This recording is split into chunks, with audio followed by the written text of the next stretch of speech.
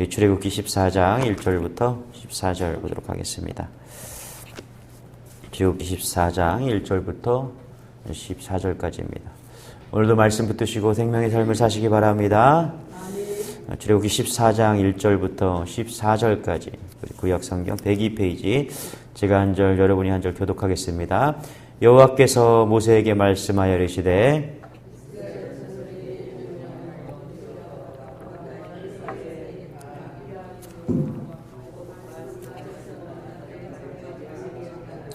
바로가 이스라엘 자손에 대하여 말하기를 그들이 그 땅에서 멀리 떠나 광야에 갇힌 바 되었다 하리라.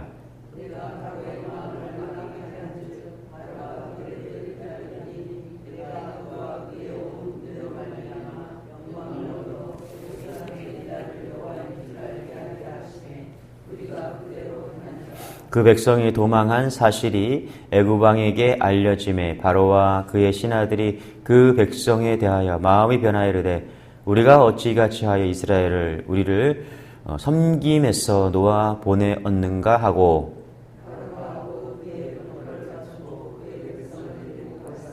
선발된 병거 600대와 애굽의 모든 병거를 동원하니 지휘관들이 다 거느렸더라.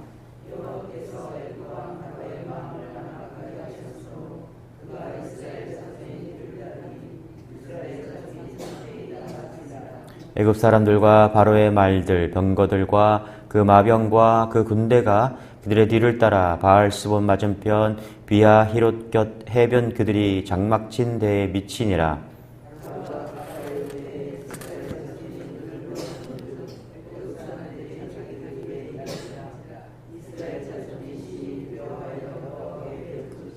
그들이 또 모세에게 이르되 애굽에 매장지가 없어서 당신이 우리를 이끌어내어 이 광야에서 죽게 하느냐?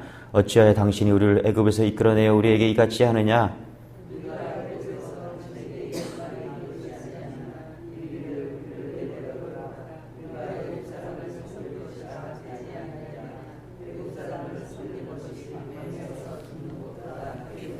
모세가 백성에게 이르되 너희는 두려워하지 말고 가만히 서서 여호와께서 오늘 너희를 위하여 행하시는 구원을 보라. 너희가 오늘 본 애굽 사람을 영원히 다시 보지 아니하리라. 여호와께서 너희를 위하여 싸우시리니 너희는 가만히 있을지니라. 아멘. 애굽에 대한 10가지 재앙이 끝나고 바로는 이스라엘 백성들을 출애굽하라고 이렇게 이제 허락을 합니다. 그러나 막상 200만 명이 이렇게 출애굽을 하자 바로의 마음이 완악해진 것이죠. 그래서 이스라엘 백성들 다시 잡아와 이렇게 하면서 이야기하는 말씀이 오늘 말씀입니다. 우리 3절 같이 한번 읽어볼게요. 시작. 바로가 이스라엘 자손에 대하여 말하기를 그들이 그 땅에서 멀리 떠나 광야에 갇힌 바 되었다 하리라. 그죠? 10가지 재앙으로 말미암아서 바로가 항복한 것처럼 그렇게 보였지만 하나도 변하지 않았죠. 그죠? 이스라엘 백성들을 보니까 도관에 든 쥐다. 그죠? 잡으러 가자. 그죠? 그럴 것이 이제 해안길을 따라서 빠져나갈 줄 알았는데 광야길로 가고 있더라는 거예요. 광야길로. 그래서 보니까 광야길로 가고 있다. 도관에 든 쥐다. 예. 이상하게 이스라엘 민족은 바다가 있고 옆에 산으로 둘러싸여 있는 길이 아닌 광야길로 가고 있더라는 거예요. 그래서 도관에 든 쥐다. 예. 그래서 빨리 병거 600, 그죠? 600대와 애굽의 모든 군대를 총동원해서 이스라엘 백성들을 추적해라. 여기 보니까 이 군대가 얼마나 무서운 군대냐 하면은 병거가 600대라고 이렇게 얘기하는데 묵상해 봤어요. 이 군대, 이 애국 군대는 지금 어떤 군대냐 하면 유월절을 통해서 첫 번째 아들을 다 잃어버린 아버지의 군대예요. 그죠? 예. 이 군대에 징집된 이 군인들이 어떤 군인들이냐면 아들을 다 잃은 그런 군대라는 거, 분노의 군대라는 것이죠. 한 집도 빼놓지 않고 장자들을 다 잃어버린 그런 군대라는 거예요. 병거가 무서운 게 아니라 이들의 마음속에 분노가 있는 것이죠. 이스라엘 백성들 때문에 우리 아들이 죽었다. 그렇죠? 이 분노의 군대가 추격해 오는 거예요. 그러니까 얼마나 두렵겠습니까? 한번 6절서부터 9절까지 한번 읽어볼게요. 시작. 바로가 곧 그의 병거를 갖추고 그의 백성을 데리고 갈새 선발된 병거 600대와 애굽의 모든 병거를 동원하니 지휘관들이 다 거느렸더라. 여호와께서 애굽 왕 바로의 마음을 완악하게 하셨으므로 그가 이스라엘 자손의 뒤를 따르니 이스라엘 자손이 담대히 나갔음이라. 애굽 사람들과 바로의 말들, 병거들과 그 마병과 그 군대가 그들의 뒤를 따라 바알스본 맞은편 비하 히롯 곁 해변 그들이 장막친 데에 미친라. 그렇죠? 이스라엘 백성들은 어떤 상황이 되었냐면 사면초가가 된 거죠. 앞에는 홍해가 있고, 그렇죠? 홍해가 있고 옆에는 산으로 둘러싸여 있고, 그리고 뒤에서는 병거가 분노의 군대가 쫓아오는 거예요. 아들을 잃어버린 아버지들의 그 군대들이 쫓아온 것이죠. 여러분, 우리도 현실을 살면서 이렇게 사면초가가 될 때가 있습니다. 뒤에서는 분노의 군대가 쳐들어오고 따라오고 있고 갈 곳이 없고, 그럴 때 다 죽었다, 망했다. 이게 현실의 눈이죠. 사실입니다. 이건 틀린 말은 아니에요. 이게 현실이에요. 근데 여러분, 믿음 안에서는 이게 맞는 말은 아닙니다. 여러분, 믿음의 눈으로 항상 보시기 바랍니다. 할렐루야. 우리가 사면초가가 되어도 항상 죽지 않더라고요. 저보다 많은 분들이, 여기 새벽에 나오신 분들이 많이 인생을 살으셨을 텐데, 인생을 살아가면서 이거 진짜 방법이 없구나, 이거 사면초가구나, 이럴 때도 하나님은 항상 길을 열어주십니다. 그래서 뭘 봐야 되냐면, 사면초가에 있는 인생 가운데 갈 곳이 없고 다 죽었다, 망했다, 이런 상황에서도 우리가 믿음의 눈을 들어서 하나님을 보시기 바랍니다. 할렐루야. 하나님은 살아계십니다. 지금 바로의 눈에는 하나님이 없거든요. 아직 깨닫지 못하는 거예요. 아직 하나님을 보지 못하는 거예요. 오늘 말씀을 보면은 아직 바로는 하나님을 없다라고 말하는 거예요. 이렇게 어리석은 사람이 어디 있습니까? 누가 어리석었냐? 공부 안 한 사람이 아니라 하나님을 볼 수 없는 사람이 어리석은 거예요. 하나님이 없다고 하고 하나님을 볼 수 없는 사람, 살아계신 하나님을 볼 수 없는 사람. 성경은 이 사람을 어리석은 사람이다, 넘어갔고 악인이다라고 이야기해요. 바로가 그래서 악한 거예요. 바보, 그렇죠? 이게 뭐 건방진 거죠. 10가지 재앙을 하나님 내리셨는데도 보지 못하니까. 여러분, 하나님을 보시기 바랍니다. 할렐루야. 하나님을 봐야 돼요. 살아계신 하나님을 봐. 이게 지혜예요, 지혜. 믿음의 눈으로 하나님을 바라보는 게, 이 역사하시는 하나님을 보는 거. 자연을 통해서도 봐야죠. 신기하지 않습니까? 겨울이 되면 찬바람이 불어온다. 이 누가 만들었는지 참 기가 막혀요, 그죠? 추운 것도 우리가 추운 것만 보지 마시고, 이 겨울 되면 온도가 떨어지고, 그렇죠? 바람이 불게 하고, 눈이 오고, 신기하지 않아요? 할렐루야. 이게 그 하나님만 할 수 있는 거예요. 그죠? 자녀들, 이렇게 아이들을 보면 신기하잖아요. 어떻게 이렇게 만들었나. 그렇죠?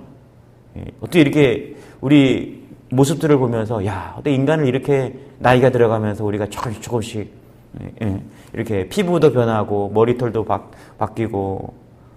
어제 아들이 그러더라고요. 처음으로 아빠 내가 흰머리를 뽑아주겠다고. 됐다고. 그럼 다 뽑아야 된다고. 절로 가라고. 신기하잖아요, 그렇죠? 이 인생이, 이 나이가 들면 흰머리도 생기고, 이건 참 하나님만이 할 수 있는 작품이다. 그렇죠? 우리는 걸작품이잖아요. 우리는 뭐 상품이 아니잖아요, 그렇죠? 공장에서 막 찍어내듯이 다 걸작품이에요. 이렇게 많은 사람들 중에서 똑같은 사람이 없고, 똑같은 지문이 없고, 좀 의문을 가질 필요가 있잖아요, 그렇죠? 우리는 어디서 왔을까? 이게 하나님만이 할 수 있는 거죠. 믿으시기 바랍니다. 할렐루야. 하나님을 볼 수 있는 눈이 필요하다. 1절, 2절 같이 한번 읽어볼게요. 시작. 여호와께서 모세에게 말씀하여 이르시되 이스라엘 자손에게 명령하여 돌이켜 바다와 밑돌 사이에 비하 히롯 앞 곧 바알스본 맞은편 바닷가에 장막을 치게 하라. 무슨 말인가요? 굳이 홍해를 맞이하지 않아도 되는데, 그렇죠? 하나님은 광야길로 인도하셨어요. 해변길이 아니라 광야길로 인도하셔갖고 홍해를 마주하게 했다라는 거예요. 여기 보니까 돌이켜. 이건 뭐냐면 가던 길을 돌이켜서 지금 홍해에 마주하게 했다라는 거예요. 거기서 뭐라고요? 진을 치라고 하는 거예요. 홍해 앞에 진을 치고 옆에는 험한 산이 있다라는 거예요. 그리고 뒤에서는 이제 뭐가 따라와요? 애굽의 군대가 따라오고 있다는 거예요. 그러니까 여기 보니까 두 개의 지명이 나오죠. 비하 히롯. 이게 무슨 뜻이냐면 구출이라는 거예요. 구출. 그러니까 바다와 믹돌 사이에 비하히롯이라는 그런 지명이 나오는데 이게 뭐냐면 구출이라는 거고 바알스본 바알이 내려다본다라는 거예요. 바알이 내려다본다. 여러분 이게 하나님께서 여기 의미 있다고 생각해요. 하나는 구출이고 하나는 바알이 내려다본다. 그러니까 하나님이 구출하는 것이고 하나는 뭐냐면 바알이 다시 우리가 애굽에게 하나님 구출하지 않으면은 다시 애굽에게 끌려가서 바알을 섬기게 된다. 뭐 이런 의미가 있지 않겠습니까? 그죠? 여러분 하나 잊지 마십시오. 고난이 올 때 두 개의 길이 항상 있습니다. 하나는 믿음의 길이 있고요. 하나는 세상의 길이 있습니다. 하나는 바로의 길이 있고 하나는 모세의 길이 있다라는 거예요. 고난이 올 때 우리 인생 가운데 모든 것이 막혀 있어 사면초가일 때 두 개의 길이 있음을 여러분 잊지 마시기 바랍니다. 사실 모세는요 군사 전략가였거든요. 오늘 말씀을 보면서 다 하나님을 몰랐어요. 오늘 말씀을 보면서 11번째 저는 이 홍해를 가르는 기적이 장자의 재앙보다도 더 큰 재앙이다. 이렇게 좀 생각을 해보았어요. 11번째까지 10번째까지 하나님을 본 것 같지만 이스라엘 백성도 보지 못했고 애국 군대도 보지 못했고 바로도 보지 못했어요. 그런데 유일하게 하나님을 본 사람이 있어요. 하나님을 깨달은 사람이 있어요. 그게 누구냐면 바로가 모세와 아론이라는 것이죠. 오늘 말씀을 잘 보면 모세는 이 길을 잘 알고 있었어요. 모세는 여기 40년을 광야에서 40년을 살았잖아요. 그렇죠? 양치면서. 그래서 애굽에서 빠져나와서 도망쳐갖고 40년 동안 먼저 이 광야에서 살았습니다. 그래서 다 알고 있었어요. 그럼에도 불구하고 여기를 가면 안 되거든요. 모세가. 그럼에도 불구하고 그 전쟁사에 보면 모세가 왕자로 있을 때 40년 동안 전쟁 책략자였어요. 장군이었고 전쟁에서 공을 혁혁하게 세워서 애굽에서 이제 왕이 될 수 있는 그러니까 왕자의 역할을 감당하면서 왕이 될 수 있는 그래서 이 정치 세력과 막 싸우는 그런 얘기들을 합니다. 그러니까 모세는 전력가였고 군사 전력가였고 영웅이었고 전쟁 영웅이었고 지리에 밝은 사람이었습니다. 근데도 모세는 지금 하나님이 가서 홍해 앞에서 진을 쳐라. 여기 진 치는 안 되는 것이거든요. 배수진을 쳐야 되는 것이거든요. 죽으면 죽을 수밖에 없는 배수진을 치고 싸워야 되는 것이죠. 근데 왜 이렇게 모세는 거기에 가서 진을 치는가? 모세는 알고 있었어요. 아직도 하나님을 모르기 때문에 그래서 뭐라고요? 지금 애굽 사람들이 여호와인 줄을 알게 하기 위해서 이스라엘 백성들이 하나님이 누군지 깨닫게 하기 위해서 그래서 지금 모세는 순종하고 있다는 것입니다. 여러분 우리가 하나님의 자녀라면요 앞에 홍해가 있고요 높은 산이 있고 애굽의 군대가 에워싼다고 해야 될 것 하더라도 잊지 마십시오. 여호와 하나님을 여러분 잊지 마시기 바랍니다. 다 잃어버리거든요. 지금 다 잃어버린 거예요. 금방 또 잃어버린 거예요. 애굽의 바로도 잃어버리고 이스라엘 백성도 잃어버리고 다 잃어버렸지만 모세는 하나님이 어떤 분이시 알게 되는 것이죠. 보세요. 자, 애굽 군대를 본 이스라엘 백성들의 반응이 어떤지 한번 봅시다. 10절, 11절 시작. 바로가 가까이 올 때 이스라엘 자손이 눈을 들어본즉 애굽 사람들이 자기들 뒤에 이른지라 이스라엘 자손이 심히 두려워 여호와께 부르짖고 11절 그들이 또 모세에게 이르되 애굽이 매중지가 없어서 당신이 우리를 이끌어내어 이 광야에서 죽게 하느냐 어찌하여 당신이 우리를 애굽에서 이끌어내어 우리에게 이같이 하느냐. 그렇죠? 누가 잊어버렸어요? 이스라엘 백성들이 지금 뭐를 잃어버렸어요? 하나님을 잃어버린 거죠. 맞습니까? 잘 보세요. 얼마 전까지만 해도 장자를 구원해 줬어요. 그렇죠? 애굽의 모든 장자들은 다치시고 이스라엘의 백성들의 어린 양 문설주를 바른 그렇죠? 양의 피를 바른 문설주의 어린 양의 피를 바른 그 집에 이스라엘 백성들의 집에는 하나님께서 건져 주셨잖아요. 근데 지금 뭐를 해요? 또 하나님을 원망하고 있다라는 거예요. 그러니까 진짜 하나님이 누구신지 이스라엘 백성들은 여전히 모르고 있다라는 거예요. 여러분 사람은요 손해 앞에서 보면 본성이 드러납니다. 내가 손해봤다. 본성이 드러나는 거예요. 그러니까 지금 애국 군대는요 자기들이 손해봤잖아요. 바로는 손해봤잖아요. 그러니까 하나님을 잊어버리고 자기 본성이 드러나는 거야. 그런데 이스라엘 백성은 어때요? 위기 앞에서 그렇죠 본성이 드러나는 거예요. 위기 앞에서 하나님을 잃어버리고 구원해 주신 하나님을 잃어버리고 지금 본성이 드러난 것입니다. 경제적인 손실 앞에서 위기 앞에서 고난 앞에서 여러분 잊지 마세요. 우리 본성이 드러나거든요. 믿음이 드러나느냐, 본성이 드러나느냐, 이게 중요한 거예요. 여러분, 인생이 끝날 때가 있거든요. 많은 사람들이 이렇게, 이제 임종을 앞두고 임종 예배 드려달라고 할 때 종종 있어요. 임종 예배 드려달라고. 그럼 갑니다. 그러면요, 여러분 잊지 마세요. 권사라고, 두려워하지 않는 게 아닙니다. 어떤 권사는 정말 믿음 안에서 행복하게 천국을 바라보고 가시는 분이 있어요. 근데 어떤 권사님은 두려워서 떠는 사람들이 있다라는 거예요. 위기 앞에서, 죽음 앞에서, 경제적인 손실 앞에서 반드시 믿음이 드러나기 원합니다. 할렐루야. 여러분 잘 보세요. 여기서 위기 앞에서도 하나님을 보는 사람이 있어요. 그게 누구냐면 모세와 아론이었다라는 거예요. 12절 같이 한번 읽어볼게요. 시작. 우리가 애굽에서 당신에게 이른 말이 이것이 아니냐. 이르기를 우리를 내버려 두라. 우리가 애굽 사람들을 섬길 것이라 하지 아니하더냐. 애굽 사람을 섬기는 것이 광야에서 죽는 것보다 낫겠노라. 그렇죠? 이스라엘 백성들은 다 어떻게 해요? 원망하고 막 그러는데 모세와 아론은 어떻게 해요? 기도하자 이러고 있는 거예요. 여러분 고난이 오면 기도하시기 바랍니다. 그런데 기도하는 게 쉽지가 않아요. 이게 고난이 오면. 근데 그럴 때 기도 못하면요 침묵하시기 바랍니다. 고난과 불평하면요 고난 속에서 불평하면 죽는 거예요. 최악이 뭐냐면 잘 보세요. 이 이스라엘 백성들은 지금 위기가 왔잖아요. 위기가 왔잖아요. 그렇죠? 위기가 고난이 온 거예요. 그럴 때 뭐 하냐면 불평하잖아요. 10절부터 12절까지는 지금 원망하고 불평하는 것이고요. 13절에서는 지금 모세와 아론이 뭐예요? 하나님께 기도하는 거예요. 그럴 때 하나님 가만히 서서 있더라는 거예요. 그러니까 여러분 고난이 올 때 고난과 불평이 만나잖아요. 이게 최악이에요. 최악. 잊지 마세요, 여러분. 고난이 올 때 불평하면 최악이라는 거예요. 인생에서 믿음 없는 모습이 뭐냐 하면 고난이 올 때 불평하면 최악이라는 거예요. 젊은 청년들이 교제할 때 1년은 무조건 사귀어보라고 합니다. 와서 고민하고 막 그래요. 저도 사모랑 1년 교제하고 결혼을 했거든요. 추나 추동, 그죠? 계절의 변화도 있지만 감정의 변화가 중요하죠. 그죠? 감정의 변화. 빨리 결혼을 하신 분들 다 이해하실 거예요. 그렇죠? 아, 내가 1년만 사귀어보고 결혼할 거. 후회해도 소용없어요. 그죠? 그냥 사세요. 마음의 변화가 중요하잖아요. 봄의 마음, 여름의 마음, 겨울의 마음. 그렇죠? 감정의 변화. 근데 최악의 남자가 누구냐? 최악의 여자가 누구냐? 고난이 올 때 불평하는 사람입니다. 이게 최악이에요, 최악. 저도 사모랑 1년 동안 교제해보면서 최악을 경험해 봤거든요.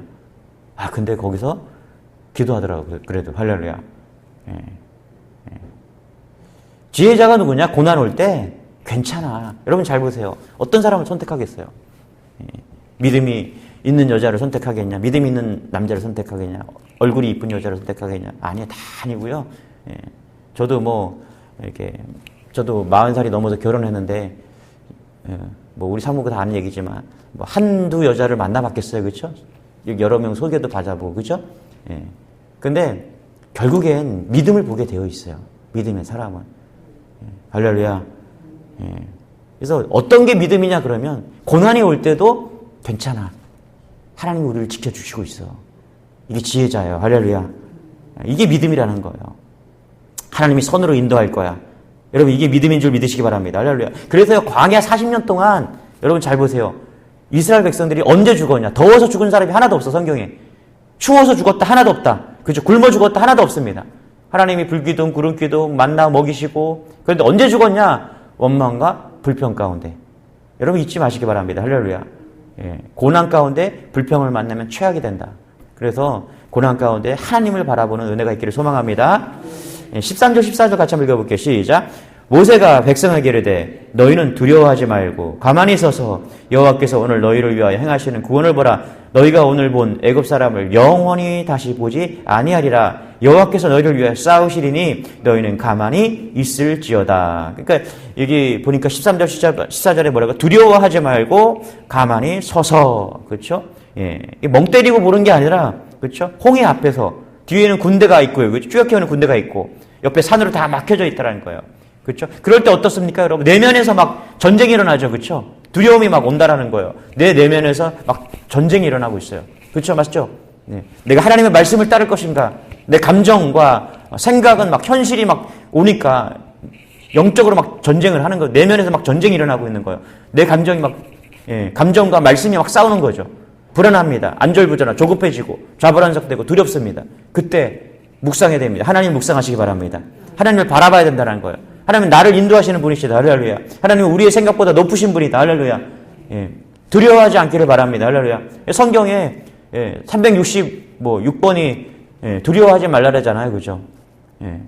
우리 믿음이 증명되고 역사를 보기 시작하는 그때가 언제냐면 우리가 고난이 오고 두려움이 올 때 내 감정이 막 요동칠 때 하나님의 말씀을 기억하고 하나님을 바라볼 때 여러분 그때 믿음이 드러나게 되어 있다는 거예요. 저도 근래에 좀 어려운 일이 개인적으로 있었는데 두렵더라고요. 다 말할 수는 없어서 이 새벽에 두려운데 기도했습니다. 계속. 이게 정말 큰 어려움이었거든요. 계속 기도하고 계속 기도했는데 하나님께서 두려움도 사라지게 하시고 하나님 바라보게 하시더라고요. 재미있는 표현이 있더라고요. 이렇게 맞출게요. 공포가 노크할 때 믿음이 나가봤더니 아무것도 없더라. 다시요. 공포가 노크할 때, 두려움이 노크할 때, 공포가 찾아오잖아. 두려움이 찾아오잖아. 그렇죠? 문 두드릴 때 믿음이 나가봤더니 아무것도 없더라. 여러분 하나님이 이기십니다. 할렐루야. 하나님이 우리의 모든 인도자 되십니다. 할렐루야. 오늘도 구름기둥과 불기둥으로 만나로 먹여주시고 입혀주시고 다 책임져 주실 것입니다. 걱정 근심 다 내려놓으시고 여러분 자녀 걱정, 물질 걱정, 건강 걱정, 이 나라 이민족 걱정 다 맡기시고 하나님만 바라보시기 바랍니다. 할렐루야. 하나님께서 책임져 주시고 인도해 줄 줄 믿습니다. 우리는 몰라요. 홍해 앞에 있어요 지금. 몰라요. 뒤에는 애국 군대가 쫓아옵니다. 몰라요. 이게 어떻게 될지 몰라요. 그런데 하나님은 전지전능하신 분이실 줄 믿으시기 바랍니다. 할렐루야. 기도하겠습니다. 하나님 감사합니다. 오늘도 우리를 깨워주셔서 예배하게 하시니 감사합니다. 하나님 오늘도 말씀 붙들고 하루를 승리하기를 원하오니 주여 역사하여 주옵소서. 특별히 고난 가운데 있는 성도들 하나님 아버지 우리 이스라엘 백성처럼 원망하고 불평하는 것이 아니라 하나님을 바라보게 도와 주옵소서. 가만히 서서 하나님을 바라보게 하시고 두려움 다 떠나가고 이길 수 있는 놀라운 믿음의 좀 건설들을 다 될 수 있도록 은혜를 더하여 주옵소서. 감사드리며 예수님의 이름으로 기도드리옵나이다. 아멘. 우리의 말씀 붙드시고 주 한번 주고 기도하겠습니다. 주여 주여 아버지 하나님 감사합니다. 하나님 아버지 감사합니다.